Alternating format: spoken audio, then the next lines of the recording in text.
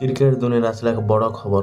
বর্তমান ଭାରତ ଇଂଲଣ୍ଡ ମଧ୍ୟରେ 5 ମ୍ୟାଚ୍ ବିଶିଷ୍ଟ ଟେଷ୍ଟ ସିରିଜ ଭାରତ ମ୍ୟାଚରେ ଖେଳାଯାଉଥିବା ବେଳେ ଆଜି ଚତୁର୍ଥ ମ୍ୟାଚର ଚତୁର୍ଥ ଦିବସ ରାଞ୍ଚି ଷ୍ଟାଡିୟମରେ ଖେଳାଯାଉଛି। ଏହି ମ୍ୟାଚରେ ଭାରତ ଦଳ ଇଂଲଣ୍ଡ ଦଳକୁ 5 ୱିକେଟରେ ପରାସ୍ତ କରି 5 ମ୍ୟାଚ୍ ବିଶିଷ୍ଟ ଟେଷ୍ଟ ସିରିଜକୁ 3-1ରେ ଜିତି ନେଇଛି। ସୂଚନା ଅନୁଯାୟୀ ଏହି ମ୍ୟାଚରେ ଇଂଲଣ୍ଡ ଦଳ ଭାରତ ଦଳକୁ ମ୍ୟାଚ୍ ଜିତିବା ପାଇଁ 92 ରନ୍ ଟାର୍ଗେଟ ଦେଇଥିବା ବେଳେ ଦ୍ୱିତୀୟ ଇନିଂସରେ ଭାରତ ଦଳ ବ୍ୟାଟିଂ କରିବାକୁ ମଇଦାନକୁ ଉଠିଥିଲା।